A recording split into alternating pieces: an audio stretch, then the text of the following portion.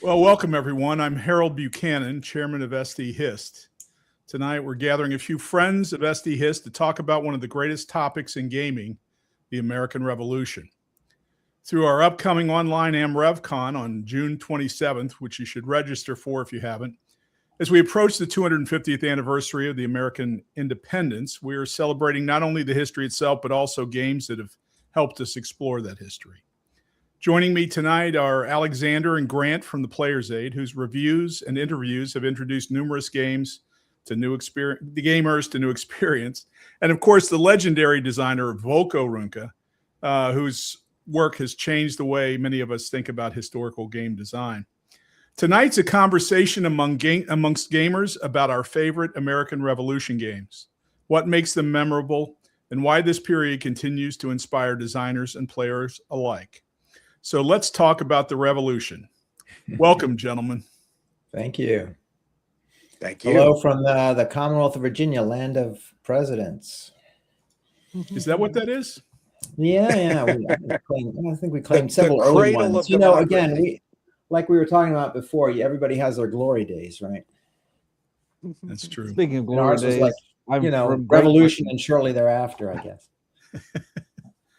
So let's start off talking a little bit about new gamers. And the question I want to ask you three, and again, I'm just going to feed us some questions. And if you guys have no energy or stamina, then I'll keep feeding you questions. Otherwise, I'm gonna feed you questions. So, so say somebody walks into the hobby knowing nothing about the American Revolution, but they're interested in learning through games. What's the single best game to teach both the history and the hobby that we all love? I don't know. I think at that level, hard-hitting question right out the gate. I might think of 1775. Academy games, and just because it's built to be so easy to pick up what's going on. So, and I think it would, for somebody who wasn't too familiar with the usual forms like hex and counter that we know, I think it would feel comfortable. Yeah, I like that as a pick because it gives you the whole broad scope of the war. But I'm also a person where I'd like to pair that with something that gives you the feel of the tactical battling, the kinds of conflicts, like the fighting that was done. And so I would pair that with Commands and Colors Tricorn. Commands and Colors, a nice, easy system for people. Here's my guys. I roll some dice, play a few cards. Those are very familiar mechanics, nothing overwhelming. But you start to get here's my line of battle, and I'm moving guys, and I've got different types of guys. You really learn a lot about that side of wargaming as well. And you get the two different scopes, and you get a lot of AmRev between those two games, I think, for a new player. Yeah.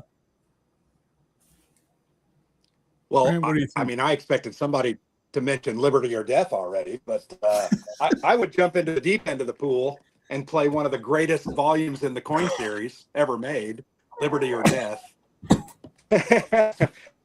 In one of the comments I'll be right back. Initially I was very attracted to Liberty or Death in the coin series because it looked so pretty on the table. Yeah. The cubes, map artist, yeah. I had people that Grant, you just digitized on us when I pulled out my own Liberty or Death. Which is tough. But Liberty or Death, on the coin scale, it's a little bit on the more complex side. But that doesn't mean that you can't start with it. I think that was our very first coin game that we played. We dove right in, and that's kind of part of why he's bringing that up. Huh. But like you said, there's a wow factor when you see it on the table. It is beautiful. And when you walk past the table and someone's got that set up, it looks like a historical map. It's got these wonderful pieces on it. Yeah. And you can't help but stop. And it draws you right into it. That was one of the very first games that I know that we put on social media, and people were just like going crazy over it. And is that connected? Or in other words, was the reason you went to that one first within the coin series was because, hey, look at this, cool looking map? Or was it, the topic, like, okay, the American Revolution being something exciting to you, or how did you come to that first? Some other I think it reason. was a confluence of all of those things. Grant loves the American Revolution. That game was new at the time. It was like I think you got that on P500 or had just bought it after it came out, maybe. Yeah. And it also looked amazing. Like, it looks pretty. Interesting.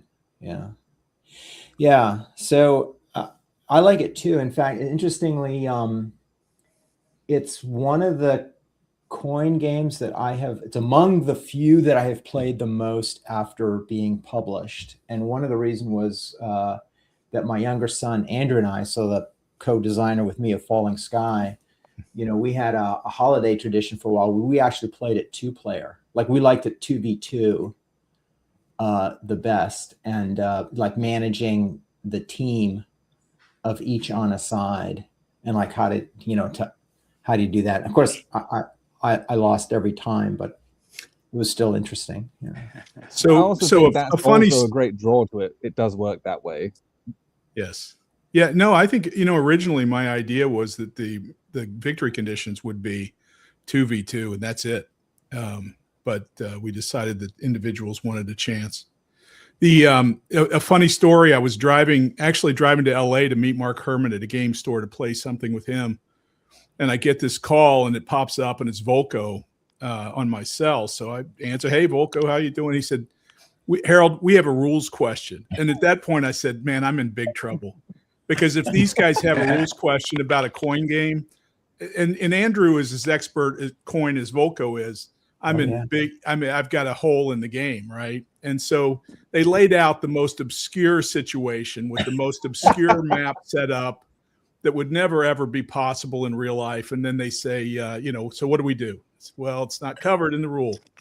And I'm not going to say what it is, because as soon as I say it, everybody in BGG is going to say they experienced it. But I told them, and I said, but at the same time, here, that's a good interpretation, but I think this interpretation's more fair. And I laid one out. By the way, the one I laid out was more favorable to Andrew, Volko's son. and Volko said, "No, we're going to use the other." And I said, "Well, actually, mine's a little more fair." And he says, "No, house rules my house." And it's good to hear that he lost that game as well. Yeah, I need any edge on my son for sure. Yeah, we were probably arguing about it as the reason we called you. Yes. No, I as much as I'd like to continue talking about Liberty or Death and the designer, the other thing that was interesting, the other game that would be interesting to me would be the Saratoga Mark Miklos game.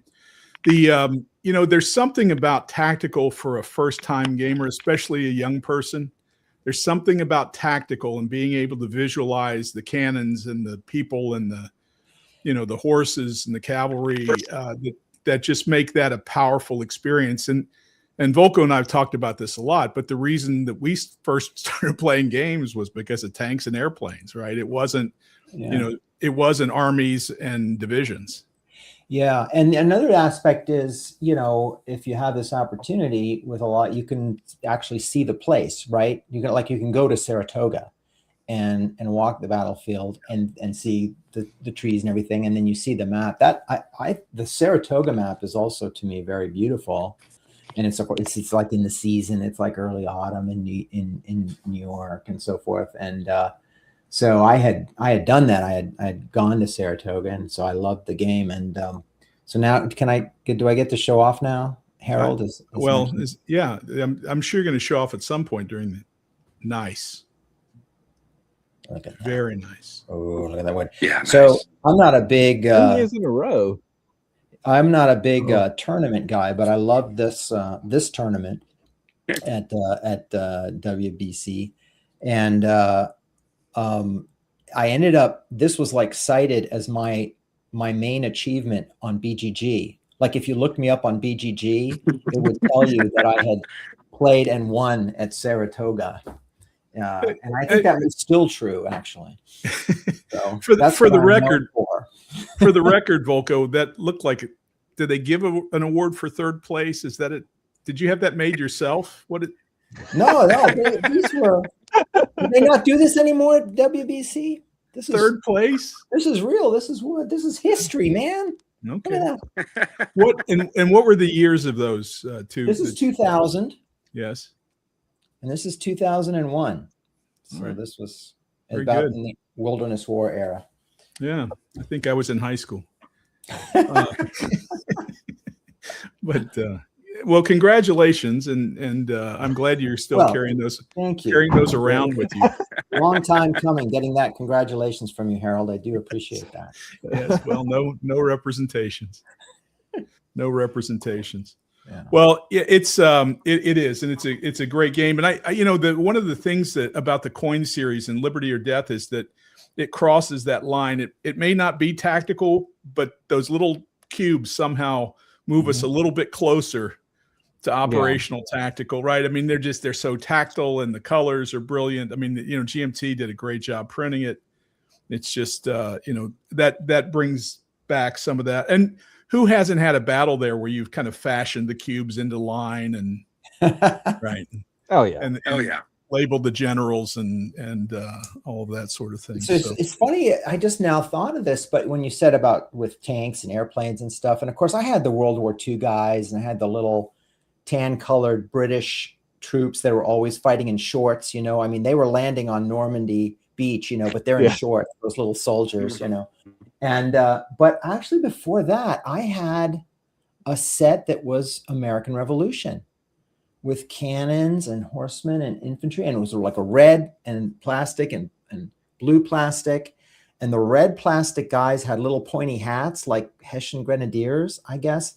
And and I lined those guys up and positioned the cannons and shot them all down and everything. Yeah, I think I did AmRev toys before World War II even. Now I think about it. Oh wow. Yeah. I didn't know where to get them. Do you still have those, Volko? No. Long gone, unfortunately. He's got the trophies, though. He's got those 2 trophies. Oh, I'm not giving up my wood, no. Wouldn't ask you to give up your wood, Volko. Thank you. With all due respect. I keep them close. What is it what's hard to design? In Volko, you've done Wilderness War, right? So really same period. Different conflict, different nature of that conflict. But what is it that's hard about the British or the Patriots that make these games interesting? From a design point of view? Yeah. I mean, it's funny since you mentioned Wilderness War, which is a CDG and bounces very closely off of Hannibal, Rome versus Carthage, which bounces very closely off We the People. And so, so the American Revolution started the CDG line as we know it, right? Yes. And what was special about it for war gamers? I think it was this is a political struggle, right? This isn't we take the cap, like the British take Philadelphia and you win, right?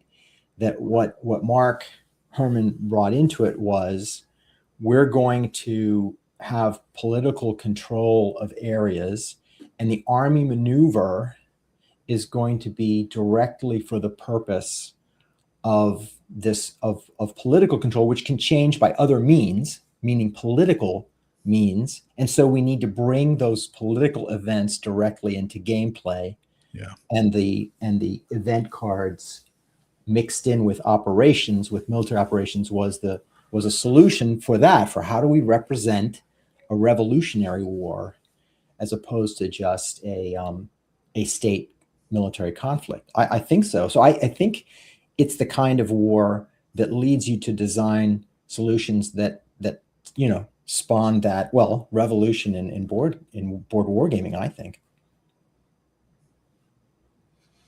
I'm not a designer by any means, but I have always found it interesting the way that recruitment and generating additional troops in most of the games that we have played on the AmRev are all similar, but they have their own unique elements.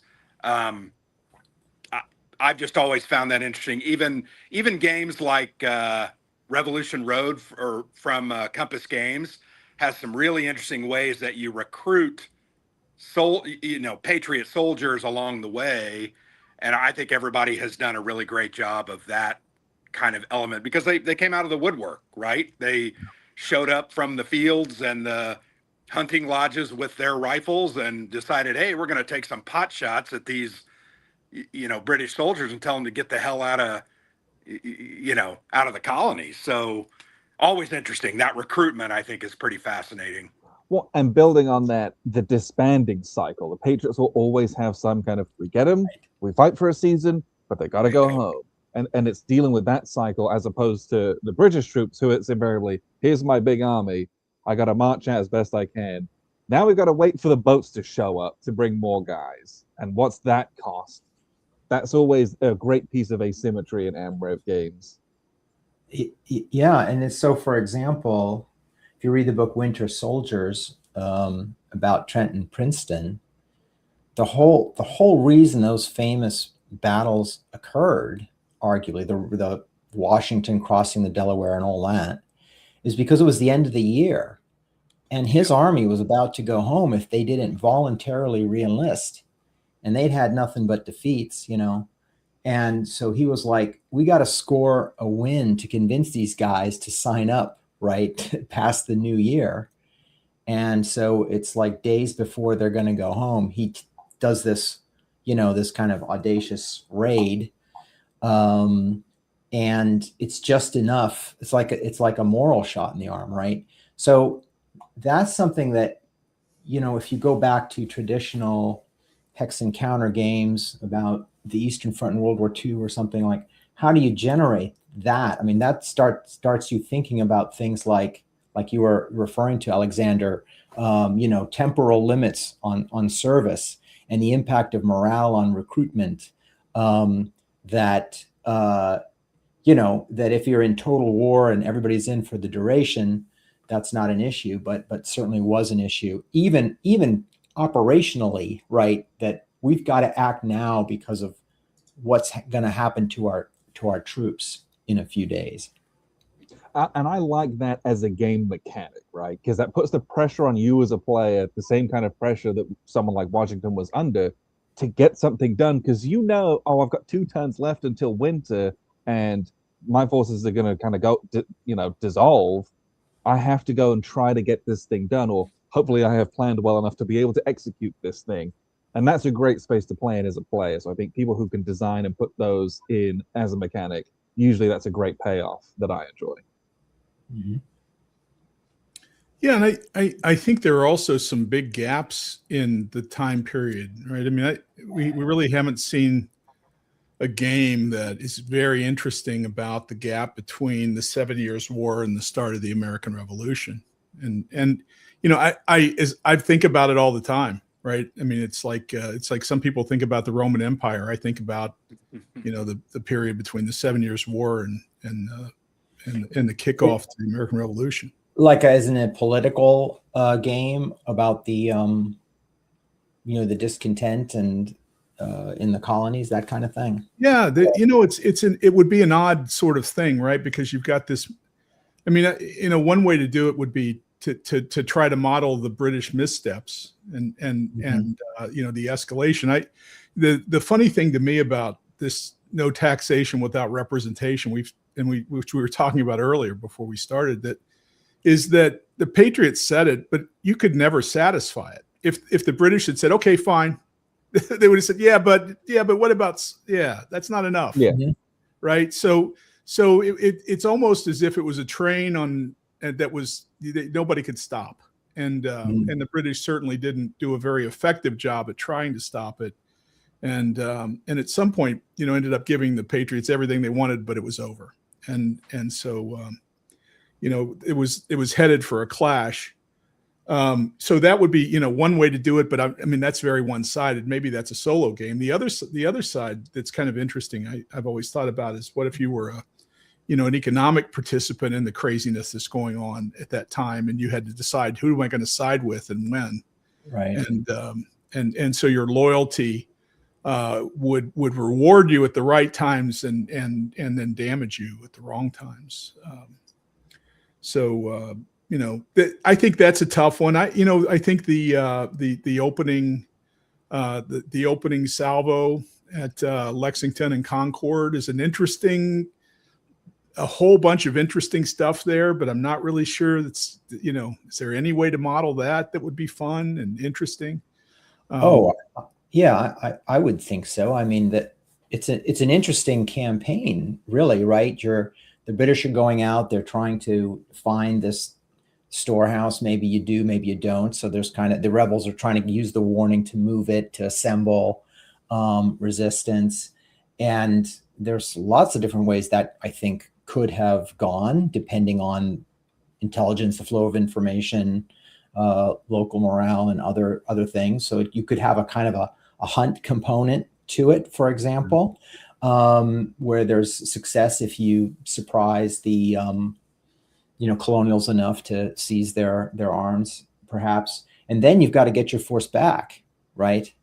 Then the tough part comes, where you're marching back and they're sniping at you. And again, that would be, I would think you could make it either an interesting solitaire or certainly interesting 2-player out of that as well. Very asymmetrical. If someone had a Revolution mechanic. Road from Compass Games is that very event. Oh, okay. So it's a CDG by John Paniski. And literally, you have hidden, as the Patriots, you have hidden armaments pieces that you are stowing in. It's like one of 5 different areas. Some of those areas are easier to get to for the British who are coming in. Okay. Some are further away. So it's a choice about where you put them, the feint, and then it's about recruiting units to come out of the taverns to take shots at the British. As they're walking it's great fun down the road, and then they got to make it back. And it's based on kind of a victory point accumulation of losses and whether they captured. I think they captured the Paul Revere. Paul Revere and his riders are also represented in the game. I'm not going to say it's the best game, but I do find that game very interesting. I love John Paniski. I didn't know about this. And it's called Liberty Road? Revolution Road. Revolution Road. Cool. Came out about 2017. Bill Morgall is the artist for the map. Alexander and I played it a couple of times. I very much enjoyed it. It needs some refinement, but it definitely is an interesting case study on that historical. Yeah, you've never played anything quite like it because it's such a specific scenario. He's built a game for this thing, and that's pretty cool. So if you're interested, go on our blog. I have a series of action point posts. I think I did 4 or 5 describing the different actions that each side has access to and how they're represented in history. It was very interesting. Cool. That's great. The other thing I've thought a lot about, that proclamation line of 1763 to me was such a keystone moment in, King George and his decisions that led to revolution. Basically, the Patriots were told, hey, you can't go to Kentucky and west where all that rich hunting ground is, and that you can't go there. And they were furious. And then they've come to find out that the British are encouraging the Native Americans to fight them and burn their houses to try to keep them from going there. To me, that would make a fascinating game of some kind. It comes up in the Declaration of Independence, doesn't it? And, absolutely. Is an aspect, by the way, that I do love about Liberty or Death, is that the conflict that you just mentioned between the Patriots on the one hand and the Native Americans who would like to see that 1763 line mean something, right? That's, I think, a more important part of the revolution than we like to talk about, to be frank. Yeah,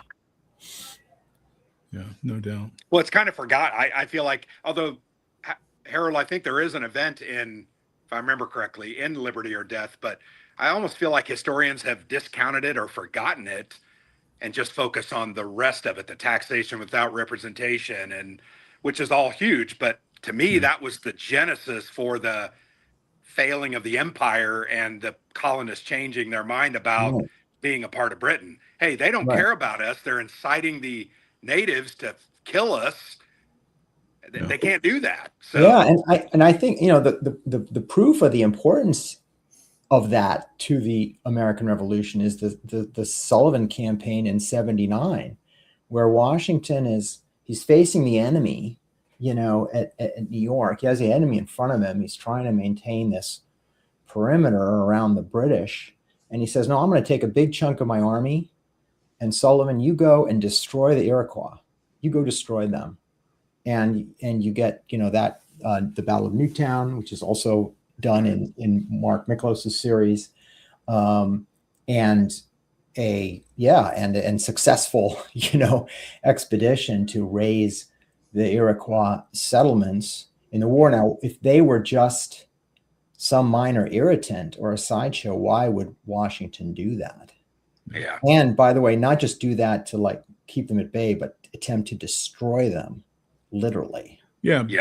Burnt trees and crops and salted land and destroyed villages. And I think, Volko, you said in your foreword to Liberty or Death that it was the largest Patriot military action in the North that year. I think that's in '79. I think that's right. Yeah. Well, if I wrote it, it was correct. Well, that goes without saying. Yeah. I think that it's interesting, right? Because I don't think it's the context of the history we all learned in high school or elementary or whatever was in between. So it's a very common complaint about the game that why did you bring in this native faction and why are you fighting in the West? Because that's not what we learned in 8th grade. So I think even beyond 8th grade though, right? A huge part of the identity of the United States is the Declaration of Independence. It was founded on a successful liberation action against the British. And the things that are in the zeitgeist for the past 250 years that still are, it's this, taxation without representation, freedom, democracy, all these things that are called out.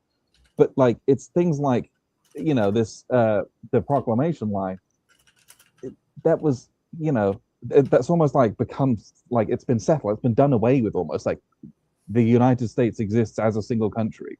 That line, most people probably don't even know about it if you were to ask them, because it's no longer relevant to what's current, even though it probably is. But I don't think people think that it is. And if anyone's interested in a great narrative history of the intense fighting that's going on the New York frontier during the Revolution, the book is called The Wilderness War by Alan Eckert. And Eckert did a whole series of, colonial frontier and early U.S. frontier narrative histories, but the Wilderness War is his one on the Revolution. And there's a ton of fighting going on there. So yeah, you could do absolutely, Grant, you could do a whole war game on just that. There's a lot going on. I would also love to see someone do a treatment of the Culper spy ring with hidden traitor mechanics. And, to me, that show Turn from 15 years ago really turned me on to that part of the history. And I knew about it, but I'm not sure I gave it much credence. But I think that show really brought out those points and those characters. And I think that would make a fascinating, it would probably be more of a hidden traitor game, I'm trying to think, The Thing, or Werewolf, that kind of thing. But there is a game to that effect, but there's not a lot of depth to it, right? It's the same. It's a similar experience to the most basic werewolf scenarios. Let me give you guys a quote from Declaration of Independence. So it was basically a list of grievances, right? And the 27th and final grievance against King George said, he has excited domestic insurrections against us, and he's endeavored to bring on the inhabitants of our frontiers, the merciless Indian savages whose known rule of warfare is an undistinguished destruction of all ages, sexes, and conditions. I mean, it's in the document, right? Casus belli. Yeah. So there it is. Yeah, it's heavy stuff. Heavy stuff. I have always found it interesting, and obviously I'm looking at it in a 21st century mindset, but, we demonized the Native Americans.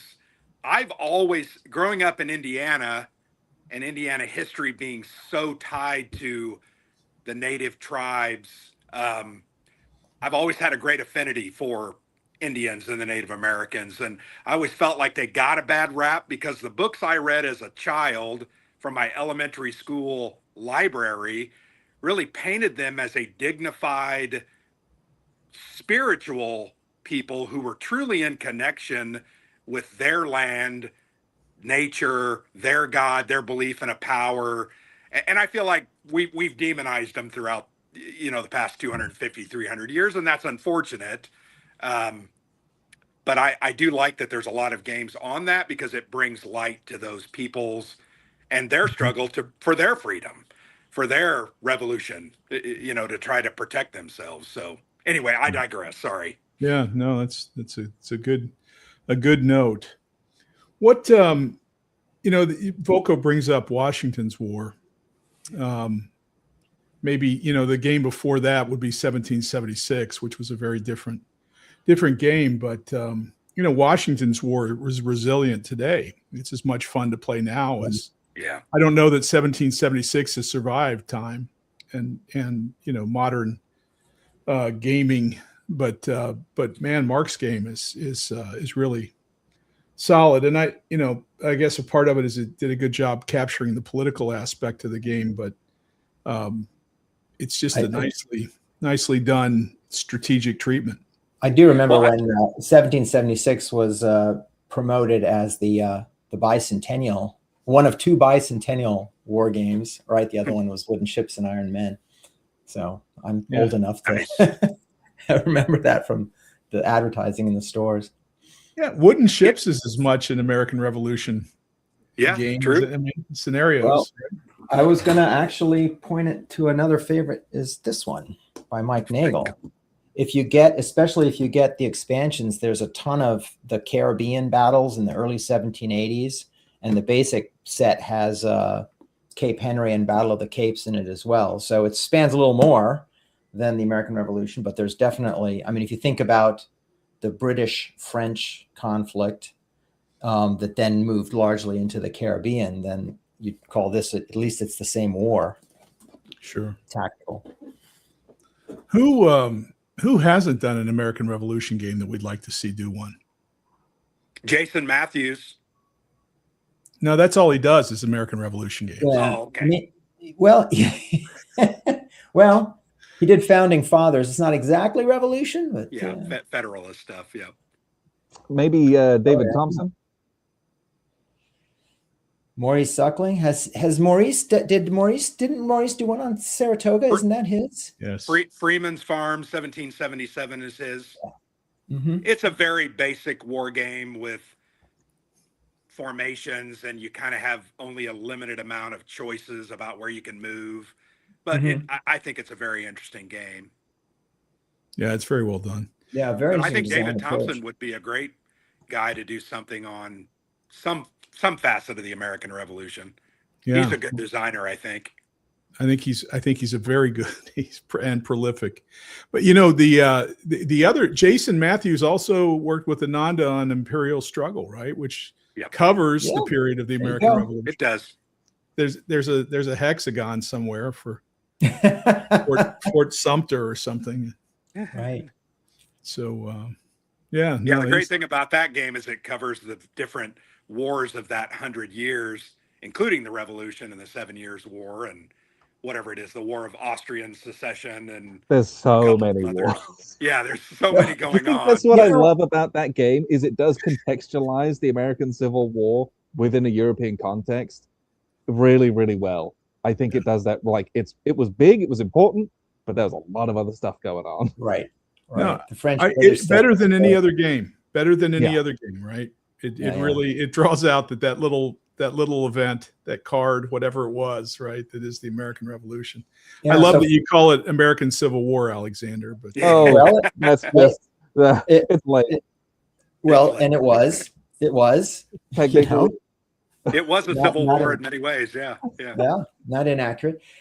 Frank in the comment mentioned a political game and Mark Herman or Jason Matthews. It makes me think back to your musing, Harold, about that period leading up to the American Revolution and how the British played it. And I could see a Cole Wehrle game, right, where your British power brokers in London, and instead of running India, you're trying to figure out what to do. Right, trying to with administer the American colonies. colonies, right? And I don't even know who those power brokers would be exactly. It's so distant from kind of the history I've learned, is like said here. But like, what does, through Cole Wehrle's perspective in history, game design philosophy, what does the American unrest look like from London? I bet he could do an awesome game on that. It would be called John Company 2 Electric Boogaloo. Right. Yeah. George Company. Yeah. I mean, there was a book, War for America, and in fact, it's got this painting on the cover, and it's very much the, how the British are trying to, handle things, and it's this, it gives you a sense of it's geographically quite distant, right? Oh, here's one. Last King. Inverted, but The Last King is a great discussion of all of that. And the other interesting thing about that would be the time cycle, right? I mean, you can do all the planning you want in England, but you got to allocate resources, and then the winds start, and then you have no control for another year.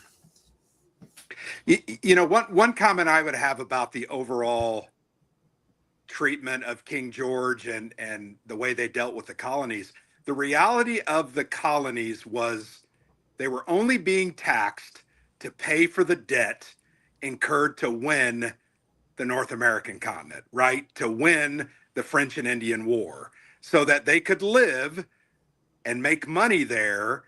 And unfortunately, we as Americans just hate taxes. So we threw the tea in the harbor. I think it was completely justified. I just think they did a very poor job of marketing it to the people.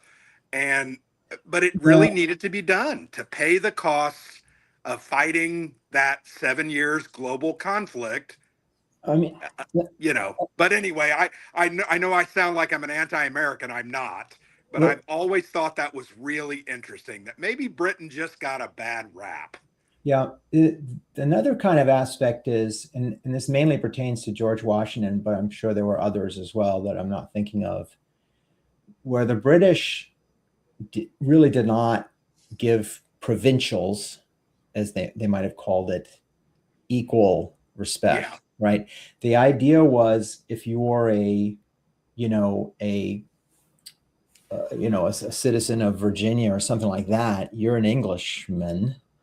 And the idea was, well, you have essentially the same rights. And that's, so the taxation, representation, all that stuff starts going. But just these officers in the French and Indian War who, they're wearing blue coats instead of red coats. And because of that, any red coat can command them. And they're very limited in how far they can rise. And so we have to wonder, for George Washington, who's a colonel of a regiment, he's fighting a brutal war on the frontier. It's really no win. And loyally defending the British crown against the French and native enemy, but he will never gain the same stature in the British army because he's a provincial. And so kind of psychologically, you got to wonder, okay, I'm going to show you, I think that holds a lot of water broadly as well, right? If you think about so many oppressed peoples who fought for their oppressors against a common enemy, so many of those kind of situations led to independence, revolution, or reform, like across the globe and across a lot of period of time. So I think there's definitely a huge element to that of like, hey, we fought, bled, and died for you, thousands of miles away over on a small island, and now we're being treated like garbage. Like, why are we even bothering with this? I think Machiavelli wrote in Discourses on Livy, he called it a people numerous and armed.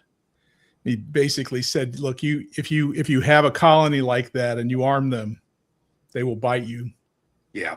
Because and of course with the Romans, the colony was abused, right? It was taxed, and brutalized and forced into Roman tradition. I don't know, Volko, that's your era, not mine. Not particularly. And some. Well, one thing that stands out in my mind, the movie Last of the Mohicans, which is one of my favorite films of all time. Yeah. When Duncan, the British officer, it says, "Why are you treating with those colonials?"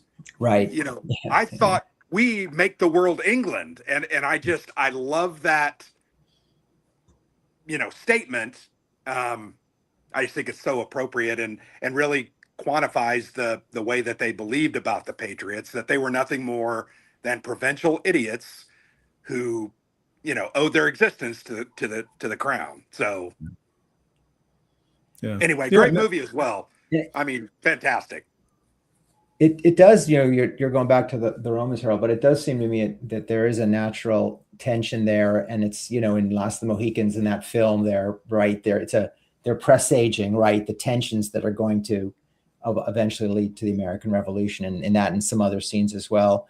And just more recently, I came across this in my work on Coast Watchers, such as an important story for Australia in World War II.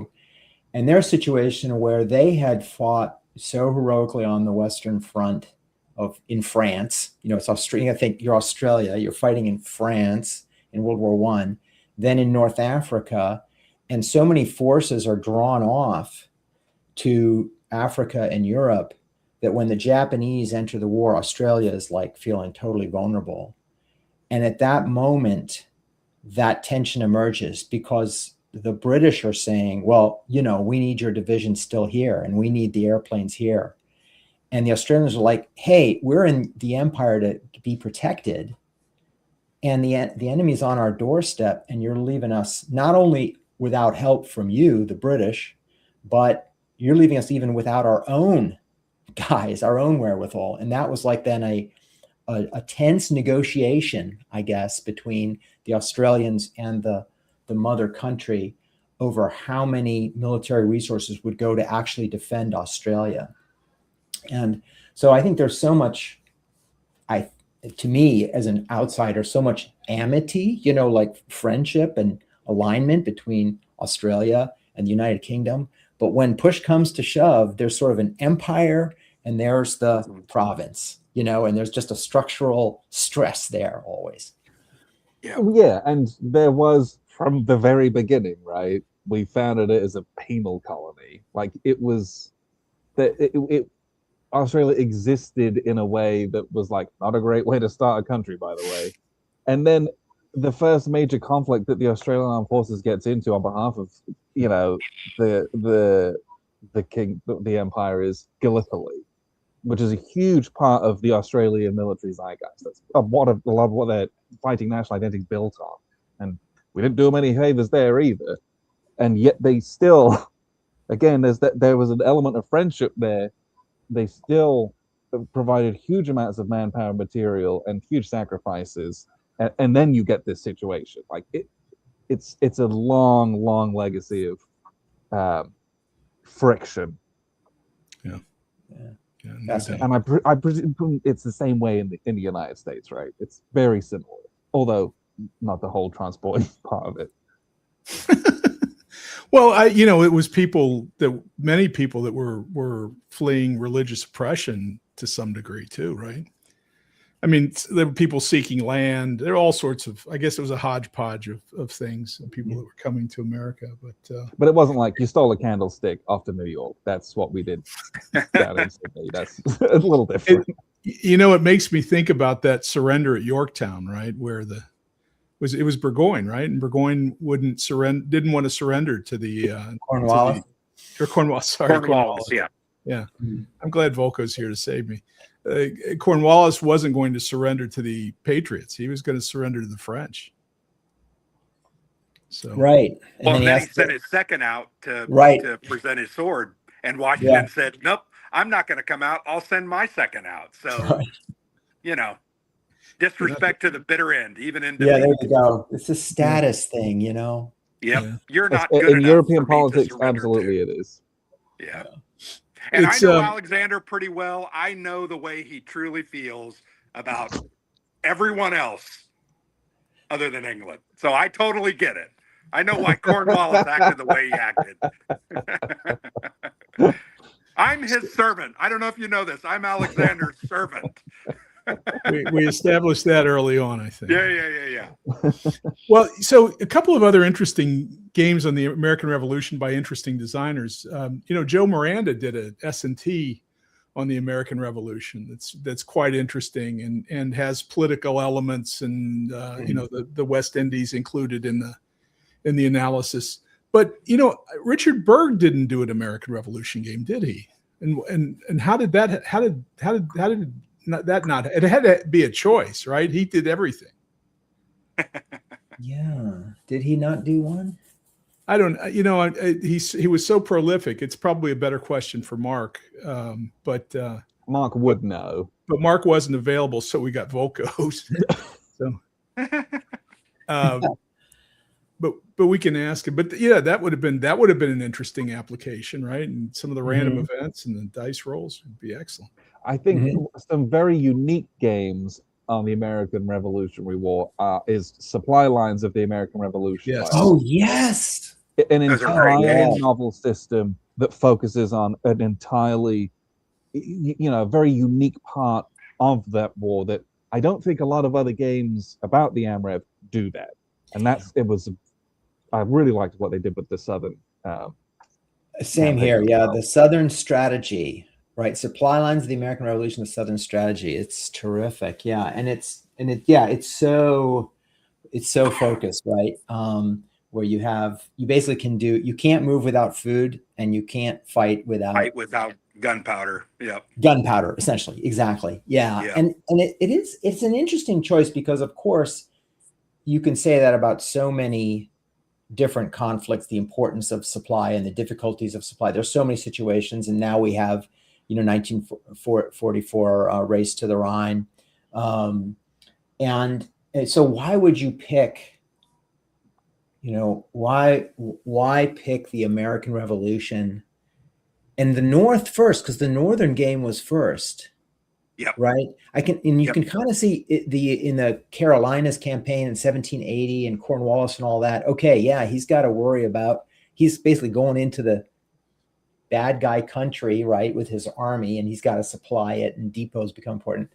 But that was already the second volume. Yeah, it's just an interesting choice, but it's so interesting to play. Yeah, no doubt. So, what's the future of the American Revolution game?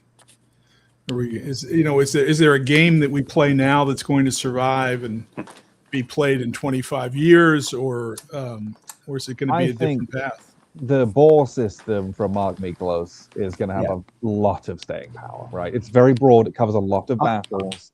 I think it's going to peter out. I think it's going to peter out at about volume 43, 44, something like that. Maybe high 40s, something like that, but we'll be playing it through then. Yeah, for sure.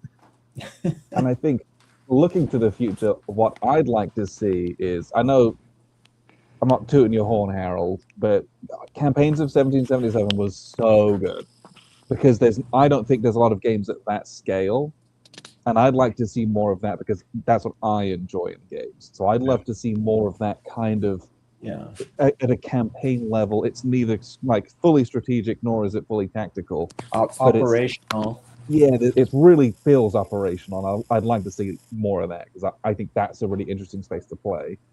Yeah, and that's it. That one happens to be, it's how, right? Has the decision.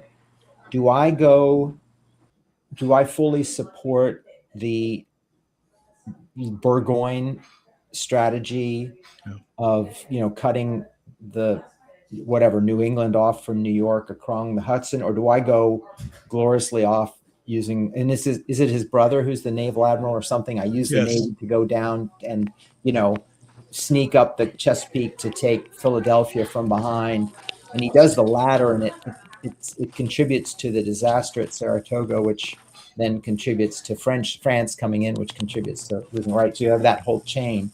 So what would be another campaign in the American Revolution that would have that kind of, that's a really rich operational decision space, right? For the British in that game. Like what would be another one? Maybe the Southern Campaign. Yeah, I think, there's a lot that it's interesting that happened in and around South Carolina, as you and I have talked about Voco in the past. So, that would be an interesting series. The army, the British Army, was relatively small in the South. Yeah. At that point, it was elite, but it was relatively small compared to what Howe had earlier in the war. So, we have 3 Alexanders. So I'm going to add one of them. Let's see what happens here. 3 Grants. I'm back. I'm sorry. Back. I'm sorry. I apologize. I lost audio for some reason. This idea of having another operational game just gives me, and then we were talking about like recruitment and time limited service on the Patriot side. So now you could have levy and campaign the American Revolution, right? And you could do a series of volumes. I think that might work. That'd be amazing. You've got the you could set, well, if we win this battle, we get these guys to sign on for a not longer period, and if we lose this battle, they're going home. The best part of that, Volko, would be it would introduce the term provender into the Revolution games. Well, there you go. And you've already got that basis and supply lines, the American Revolution, to build on. So you'd put all of that together into, instead of 1777, it'd be 1780. That'd be awesome. That'd be a great game. I'd play that game. Absolutely.